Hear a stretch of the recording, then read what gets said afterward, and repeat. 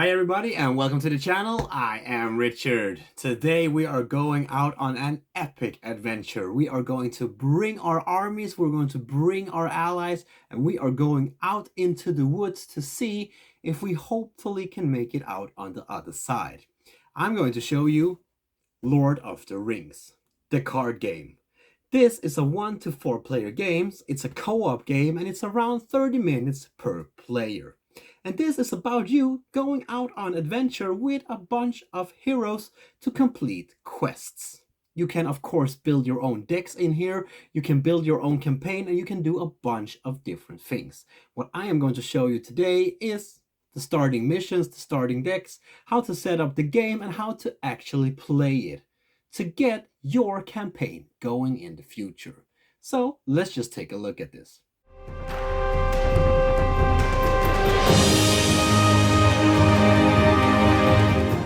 This is the setup of the game. For your first game, it's recommended for you to use one of the 4 available starting decks. Here I have chosen the Tactic deck, the Spirit decks, and the Leader deck. But there is also a Lore deck available. You can see what deck each card belongs to by looking at the symbol here. After each player have picked their deck, they should also pick the 3 corresponding heroes that belongs to that deck. On the heroes, you can see what deck they belong to by looking down here. Then the player shuffles their deck and needs to set their starting threat. Here we have a number that we can shift up and down using this cool little token. To get your starting threat, you need to add up all of the threat costs of each hero. In this case we have 9, 7 and 8, giving us a total of 24. Then each player gets to draw 6 cards from the top of their player deck. These are this player's starting hand. If they do not like the cards they were dealt, they get to shuffle them back into the deck and draw 6 new ones. But this can only be done once. Here I have set up the intro scenario called Passage Through Mirkwoods. On these cards you have symbols out here, showing you what kind of encounter cards to use when doing the encounter deck. You can see which card the encounter deck belongs to by looking at the symbol here. As you can see on the setup here, we use the tree, the skull, and the spiders. These cards should of course be shuffled real good and put next to the scenario cards. On the scenario card you also have a setup instruction that is specific for this scenario. Here it says that we should take the Old Forest Road and the Forest Spiders to put in the staging area. Once you have done the setup of the scenario card, this card is flipped from its A side to its B side. Now we need to read the text to see what we are facing. Next to the board we have the different tokens. We have damage tokens, progress tokens, and resource tokens. The first player gets the first player token. If you can't agree on who will be the first player, you simply deal it out randomly. If this is your first game and you want an easier game, you can sort out all the gold circled cards out from the encounter deck. This is recommended to do if this is your first game, or if you simply want to enjoy the story. So this game is about you heading out to adventure in the Lord of the Rings world. And of course, depending on which scenario you choose, you will meet different kind of monsters. You will be in different kind of locations. And in this game, you will take your hero and you will go out as a group and work together to fight whatever evil that comes your way. The game goes on during a several amount of rounds, and each round consists of 7 different phases. During these phases, you will have a chance to get more resources, fight enemies, and get more allies or items out on the table. But before we go out into adventure, let's take a look at the different cards to see what they actually mean. This could be one of your heroes. Here you have some artwork showing what the hero looks like. You have the name of the hero down here, and here you can see that this is a hero. Over here you can see what deck it belongs to, in this case the Spirit deck. Here we have this hero's willpower, their strength and their defense. Down here we can see their hit points.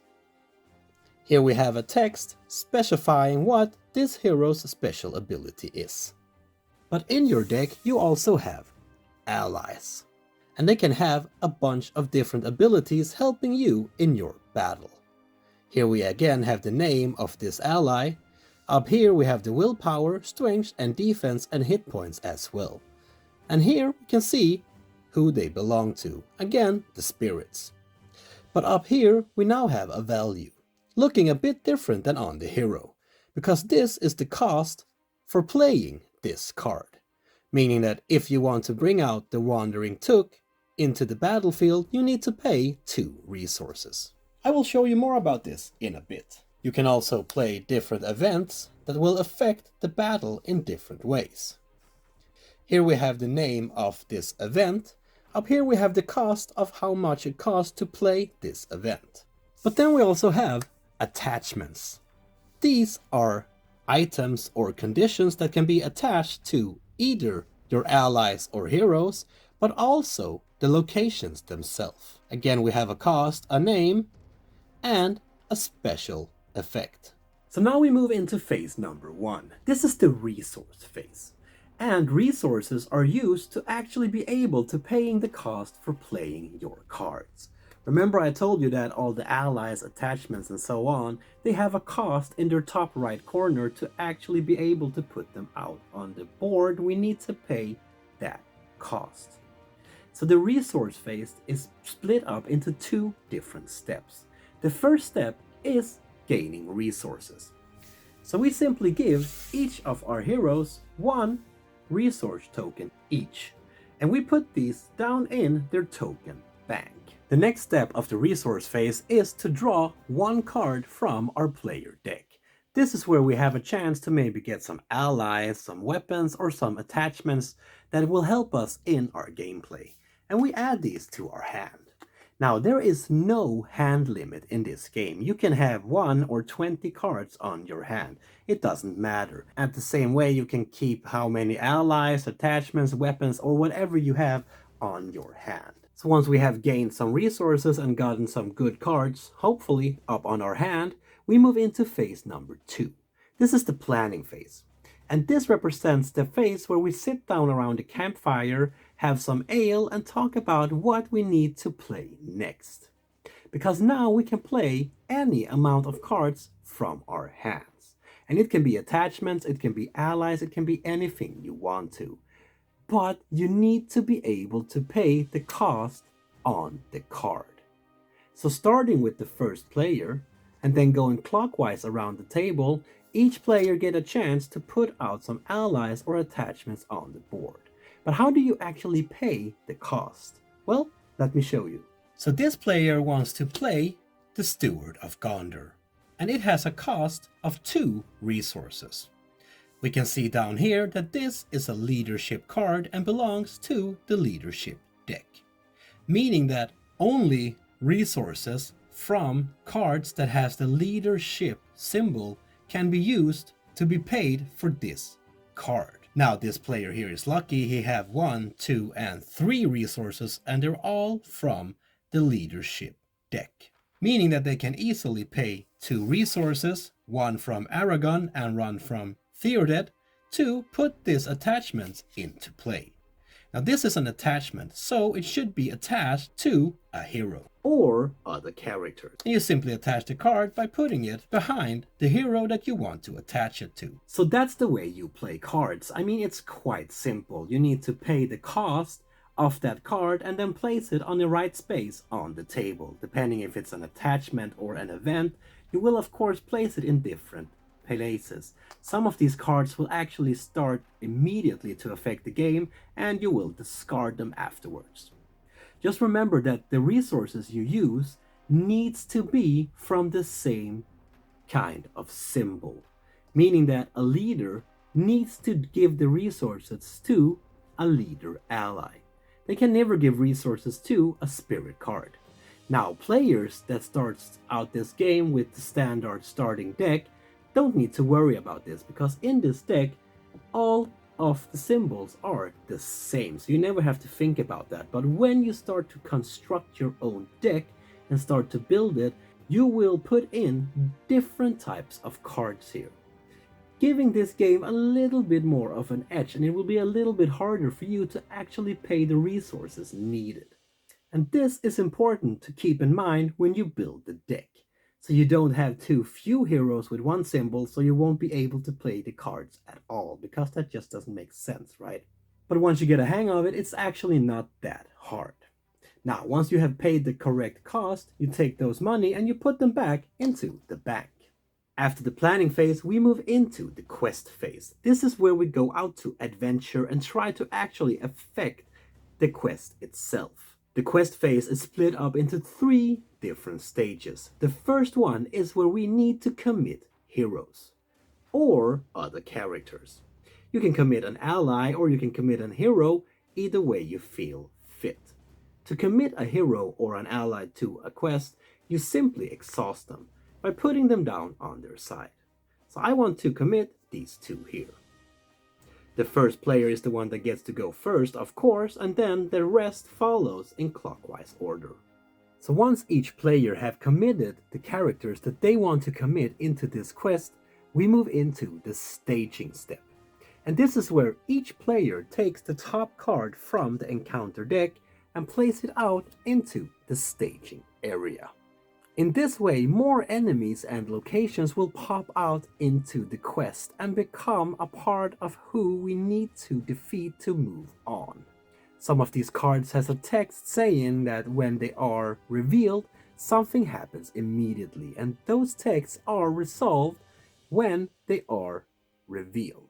Other cards like treasury cards have some type of effects that will affect the gameplay in different ways.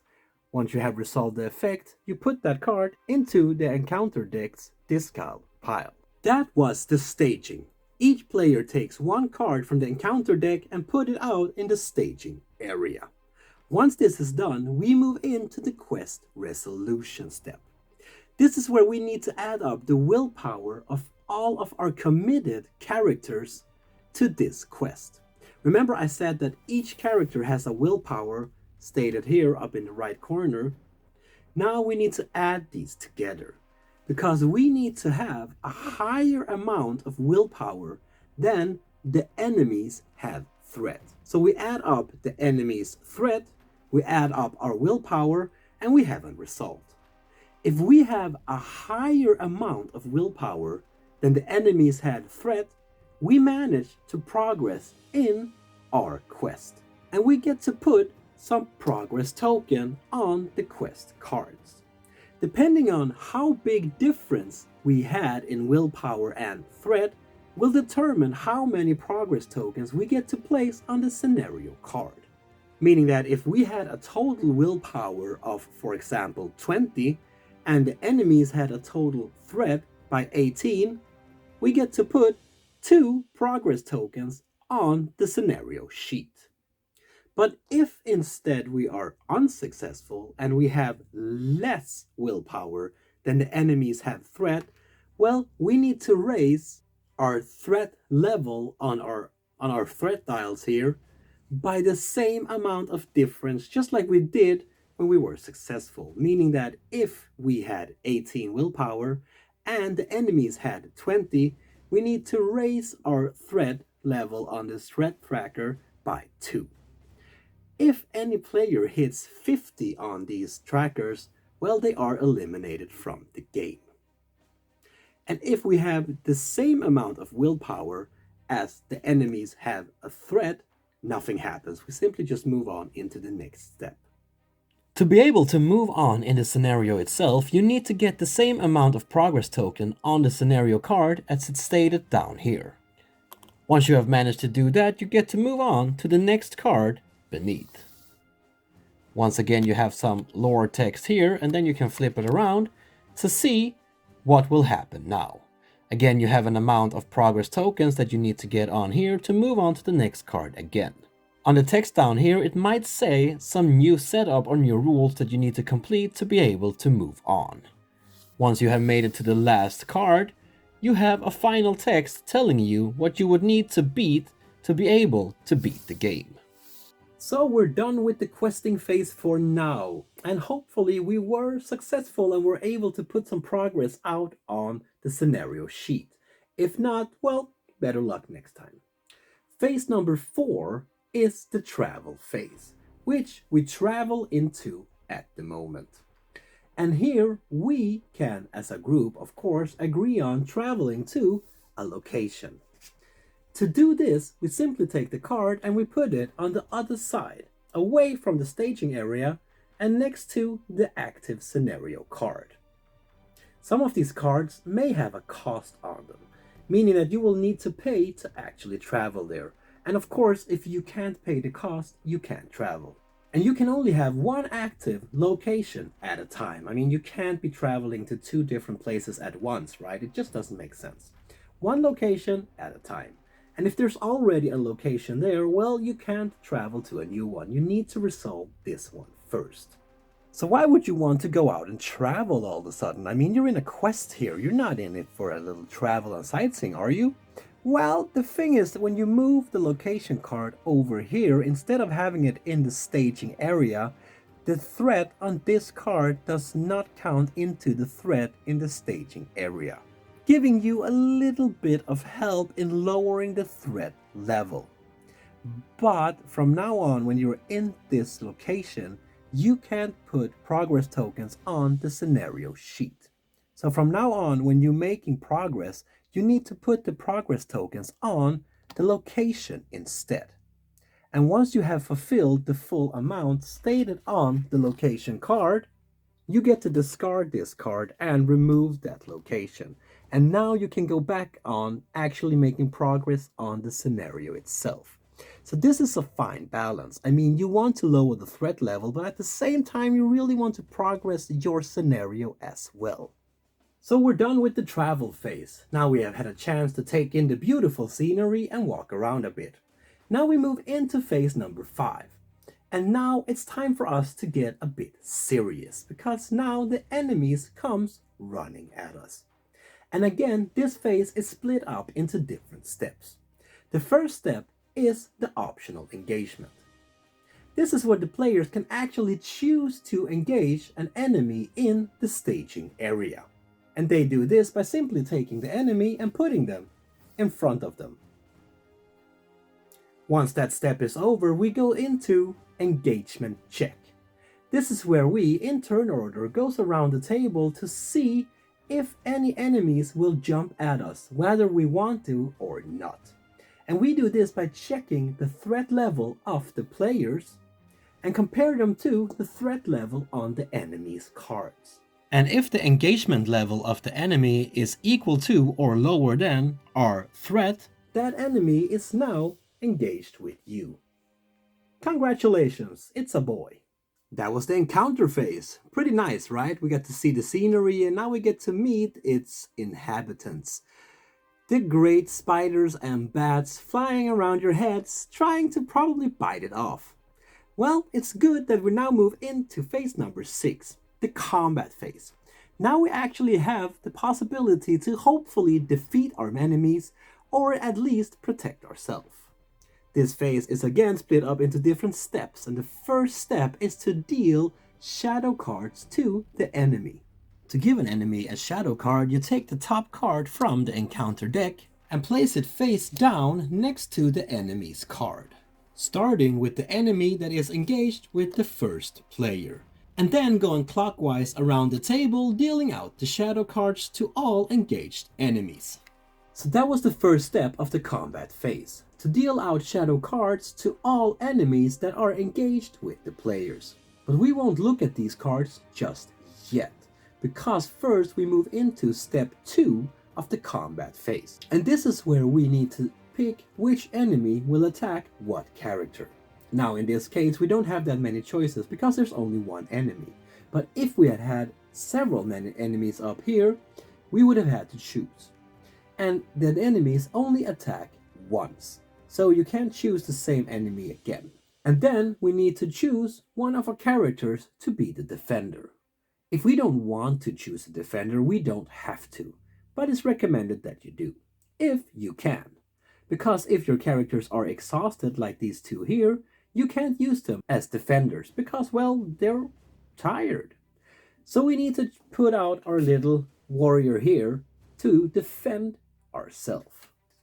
To do this, we simply exhaust him as well. Now we resolve the shadow card. The active player flips the shadow card over to see if there is a shadow effect and resolves this effect immediately. And now it's time for us to determine if the enemy does any damage to our character. If our character's shield value is greater than or equal to the enemy's attack value, no damage is done on our character. But if our enemy's attack value is greater than our shield value, we suffer the damage equal to the difference in defense. So this shield here will take away 2 of the attack points from this enemy, and we will suffer 1 damage. If no character were declared to be the defender at the beginning of the attack, the full amount of damage will go through from the enemy. So your shield values won't protect you anymore because you're not defending yourself, you're just standing there. When all of the enemies have done their attacks, it's the player's turn to see if we might be able to do some damage on the monsters. Starting with the first player and going clockwise around the tables, players can now choose to do the following. Declare which enemy they're attacking and which character they're attacking with. The player can choose several characters to attack the same enemy. The player then adds up all of the attack values from the characters that are in this fight to see if they make any damage on the enemy, depending on how much shield the enemy have. If their shield value is equal to or greater than the character's attack value, no damage is done. But if it's lower than the attack value, you will make the damage that differs between the defense and the attack. In this case we have 2 plus 2, giving us an attack value of 4, minus the shield value of 1. Meaning that we do 3 damage. If you manage to take out the enemy completely, the shadow card is also removed. So when the combat phase is over, we move into phase number 7. This is the refresh phase. This is where we get to ready our exhausted characters again, but we also need to raise the threat level by 1. Remember, when this one hits 50, it's all over and we have lost the game. The last thing we do in this phase is simply to pass the first player token to the player on the left.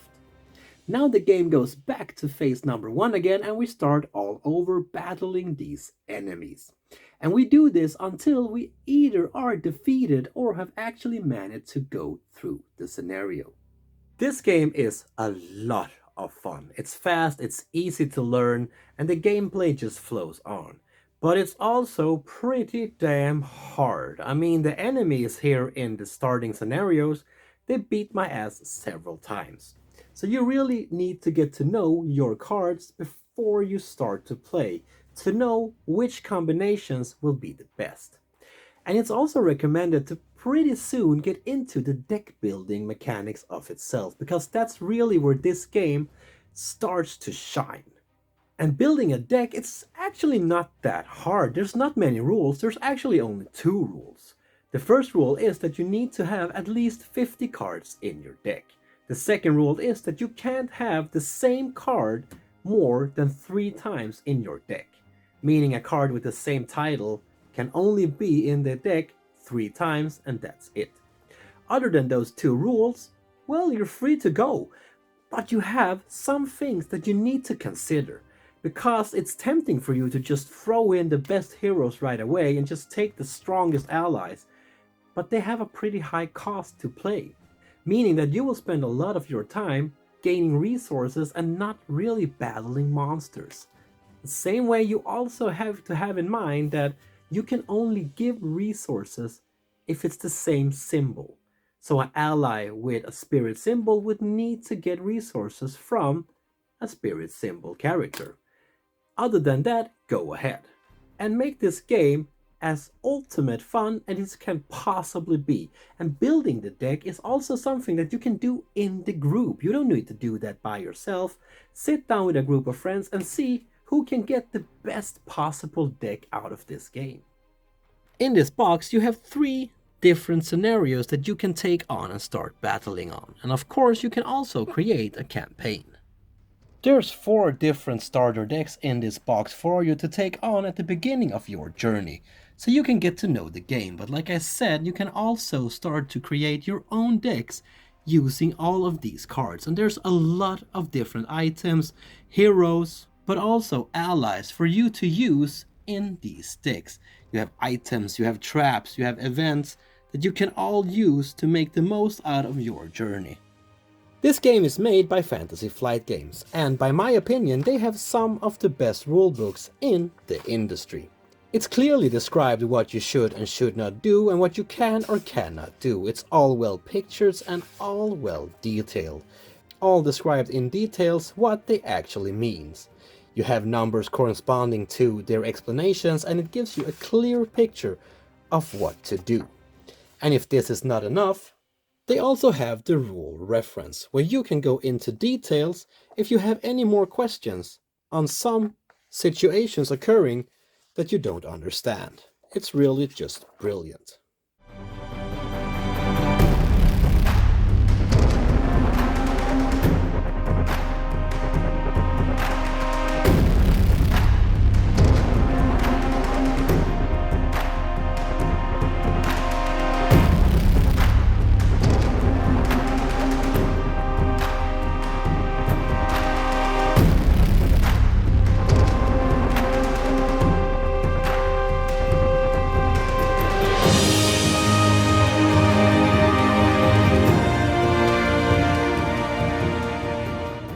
There you have it, people. That was Lord of the Rings, the card game from Fantasy Flight Games. A brilliant, fun deck builder that you can put down tons of hours into, trying to beat the monsters, trying to build a better deck. This is a brilliant game, and it's also quite brilliant as a solo game as well. I have played this game solo many times. It's a quick setup, it's a quick game. You sit down, you try to beat the monsters, and you can do several games at a night. I mean, it's 30 minutes per player, right? But it is not an easy game.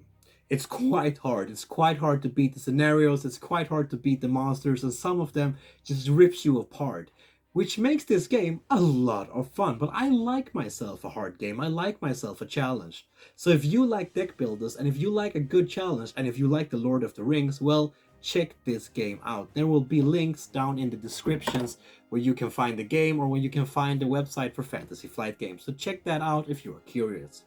If you like my video, people, please give it a thumbs up. Throw in a comment there what you thought about it. What is the best deck builder you know?